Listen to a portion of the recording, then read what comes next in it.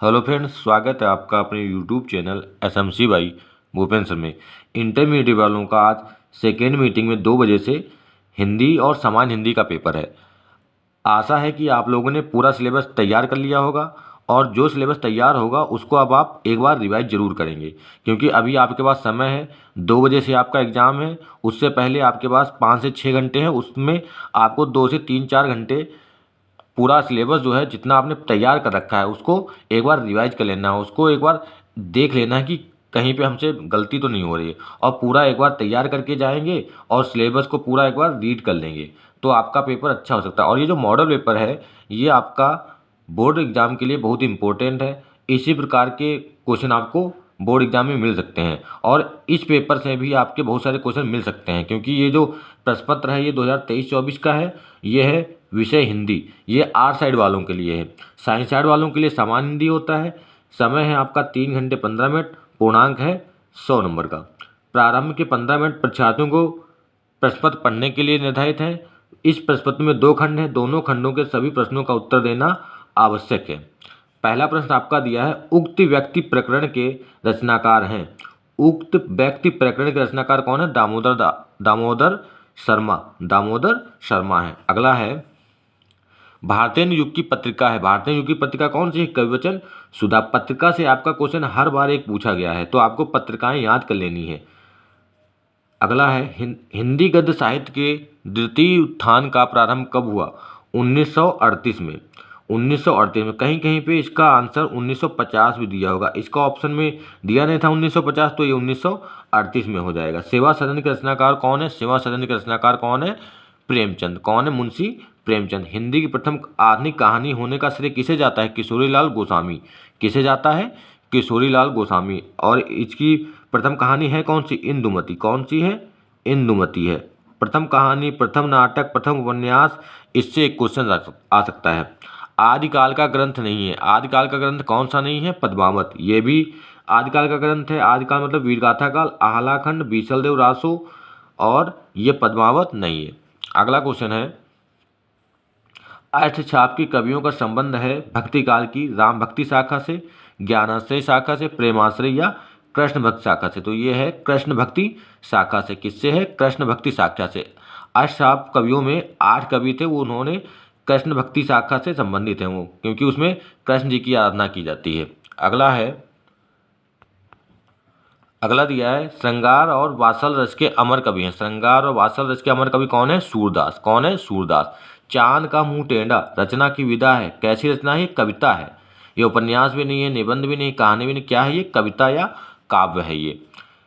कबीर वाणी की डिटेक्टर हैं। कथन किसने कहा था? कबीर वाणी के डिटेक्टर हैं। ये जो कथन है ये किसने कहा था?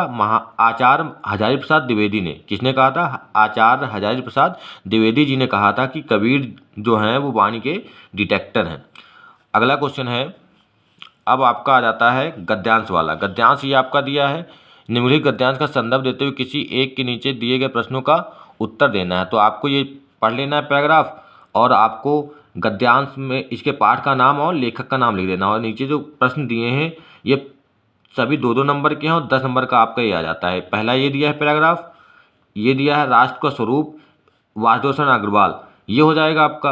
ये राष्ट्र का स्वरूप नामक पाठ से लिया गया है। और ये दूसरा ये दिया है, जो आपको पता होगा उससे आप पैराग्राफ कर देंगे। और ये पैराग्राफ और ये जो पेपर है बहुत ही इंपॉर्टेंट है, क्योंकि ये मॉडल पेपर है और ये बोर्ड ने जारी किया था 2023-24 का, जो आपके लिए बहुत ही इंपॉर्टेंट है।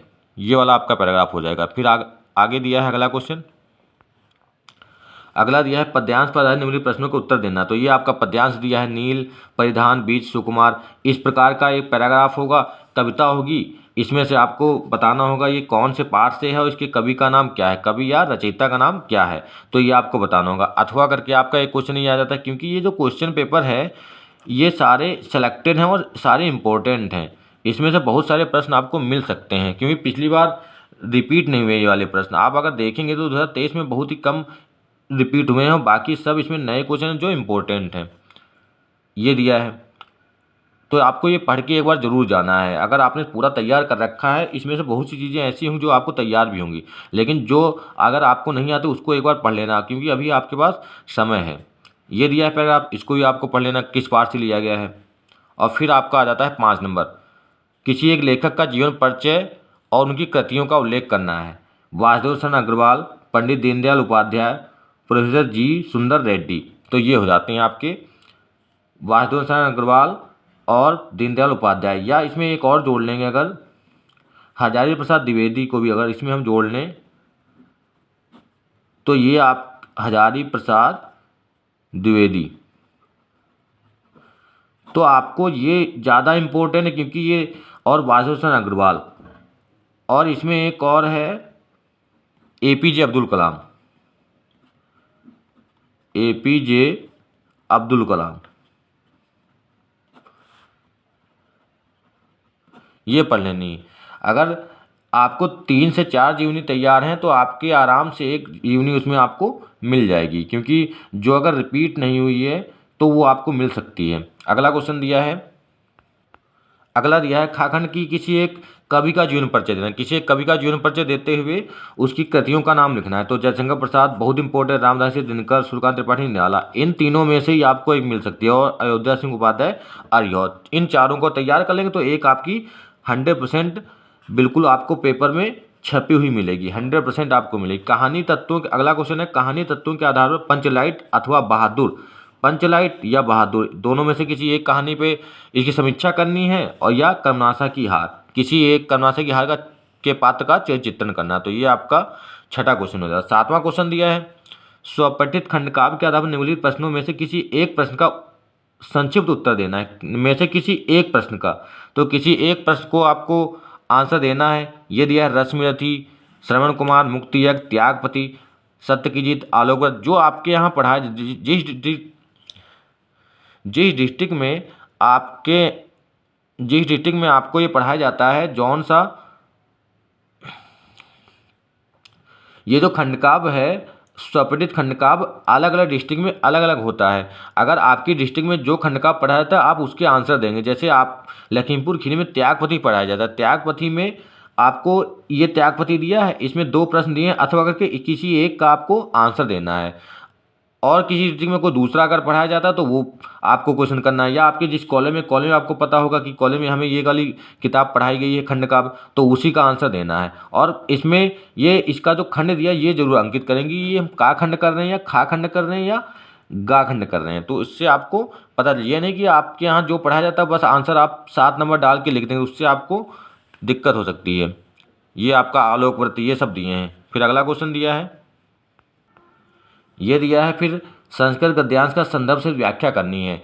ये मालवी वाले पाठ से लिया गया है। संस्कृत का भी पैराग्राफ आता है, सिर्फ आपको पाठ का नाम लिखना होता है कि प्रस्तुत गद्यखंड संस्कृत गद्यांश या गद्यखंड हमारी पाठ्य पुस्तक हिंदी के संस्कृत के जो पाठ का नाम होगा उससे लिया गया है। और ये आपका दूसरा दिया है, ये वाला पैराग्राफ, इससे आपको फिर आपका 2 श्लोक आते हैं।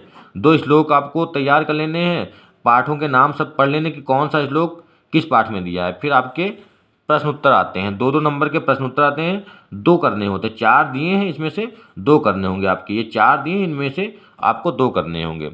फिर आपका आ जाता है श्रृंगार रस। श्रृंगार रस या करुण रस बहुत ही सिंपल है ये। श्रृंगार रस का स्थायी भाव क्या होता है? श्रृंगार रस का स्थायी भाव होता है रति या प्रेम। क्या होता है? रति या प्रेम। बस आपको इस प्रकार से लिखना है कि जब रति या प्रेम नामक स्थायी भाव विभाव, अनुभाव तथा संचारी भाव से संयोग करता है तो श्रृंगार रस की निष्पत्ति होती है। बस एक तरीका आपको समझ लेना। करुण रस का स्थायी भाव क्या होता है? शोक। तो शोक वाला को उदाहरण तैयार कर लेंगे। और श्रृंगार रस का उदाहरण क्या हो सकता है? ये 2 प्रकार का होता है। श्रृंगार रस जो होता है वियोग श्रृंगार और संयोग श्रृंगार। तो आपको ये वाला आप बता सकते हैं कि हे खग मृगे मधुकर श्रेणी तुम देखी सीता मृगनयनी। और करुण रस का है तो करुण रस का आपको शोक, जब शोक नामक स्थायी भाव विभाव, अनुभाव तथा संचारी भाव से संयोग करता है तो करुण रस की निष्पत्ति होती है। और इसका उदाहरण लिख देंगे। श्लेष अलंकार या दृष्टांत अलंकार। श्लेष अलंकार आपको पढ़ लेना है। 2-2 नंबर के आपके बहुत ही सिंपल आते हैं। चौपाई छंद, दोहा छंद, इसकी परिभाषा और इसका उदाहरण ये आपको पढ़ लेने हैं। 2-2 नंबर के ये आते हैं। फिर आगे दिया है 11 नंबर दिया निम्नलिखित में से किसी एक विषय पर निबंध लिखना है। 9 नंबर का आता है ये, आपको लगभग इसको 2 से 3 पेज में लिखना है। बेरोजगारी की समस्या बहुत इंपॉर्टेंट है। साइंस साइड वालों को सर्वधर्म समभाव, ये किसी मेले का आंखों देखा वर्णन, गोस्वामी तुलसीदास। ये बहुत ही सिंपल है और ये बहुत ही सिंपल है। आपको किसी कवि का भी आपसे पूछ सकता है कि आपका प्रिय कवि, आपसे ये पूछ लिया गोस्वामी तुलसीदास, जो आपको जीवनी तैयार है, पूरी जीवनी आप इसमें लिख देंगे। गोस्वामी तुलसीदास जी की पूरी जीवनी लिख देंगे। या बेरोजगारी की समस्या, बहुत ही सिंपल। या राष्ट्रीय पर्व भी पूछ लेता है, राष्ट्रीय पर्व या कोई त्यौहार, राष्ट्रीय पर्व, बेरोजगारी की समस्या, आतंकवाद, बहुत ही सिंपल। पावक, अगला दिया है पावका का संधि विच्छेद, और इसमें आपको हेडिंग डाल के लिखना है। सबसे पहले रूपरेखा लिख देते हैं और उसके बाद फिर पहली हेडिंग डाल देते हैं प्रस्तावना, और उसके बाद जिस प्रकार का आपका निबंध होगा वैसी ही हेडिंग आप बना के लिख लेंगे और उसमें 2 से 3 पेज लिख देंगे अच्छी राइटिंग में। पावका का संधि विच्छेद, पावका का संधि विच्छेद पौ प्लस अकाह, फिर प्रेजते का संधि विच्छेद तो प्र प्लस एजते। पुस्तकालय में कौन सी संधि है? पुस्तकालय में है स्वर संधि। कौन सी संधि है? स्वर संधि। अगला है निम्नलिखित में से किसी एक का समास विग्रह करना। दशानन, दस, जिसमें 10 आनन मतलब 10 सिर हैं, तो ये दीर्घ समास होता है। कौन सा होता है? दीर्घ समास। ठीक है, और आपको समास विग्रह कर लेने हैं। ये कृष्ण सर्पा दिया, प्रत्येकम, और एक आपका और दिया है। 3 में से किसी एक का ही करना है। 3 में से आपको किसी एक का ही करना है समास विग्रह। फिर अगला दिया है बैंक में खाता खोलने के लिए बैंक प्रबंधक को आवेदन पत्र लिखना है। खाता खोलने के लिए या शहर में फैली संक्रामक बीमारी की जिलाधिकारी का ध्यान आकर्षित करने के लिए आवेदन पत्र, प्रार्थना पत्र लिखना है कि हमारे शहर में बहुत ही गंदगी फैली, उससे बीमारियां फैलें, इस प्रकार से आपको एक प्रार्थना पत्र लिख देना है। फिर आपका आ जाता है ये 6 और 2 8 नंबर का आता है। 8 और 9 17 नंबर का आपका एस्से और एप्लीकेशन आता है। सिर्फ बहुत ही इंपॉर्टेंट है ये। शब्द के धातु का प्रत्यय का योग, ये संस्कृत से आता है 1 नंबर का। उसके बाद किसी एक शब्द का प्रत्यय बताने से प्रभुता है, इसमें ता लगा है तो ता आ गया। गुणवान, ये वान आ गया। इस प्रकार से आपका उपसर्ग पहले आता है, उपसर्ग जो होता है पहले आता है। और ये रेखांकित में से किसी एक पद में प्रयुक्त विभक्ति बतानी, इसमें विभक्ति बतानी कौन सी विभक्ति है। तो ये आपका पेपर था 8 साइड वालों के लिए हिंदी, जो आपके एग्जाम के लिए बहुत ही इम्पोर्टेंट है। आप इसको एक बार पढ़ के जरूर जाएंगे, इसमें से बहुत सारे क्वेश्चन आपको मिल सकते हैं और उससे आपको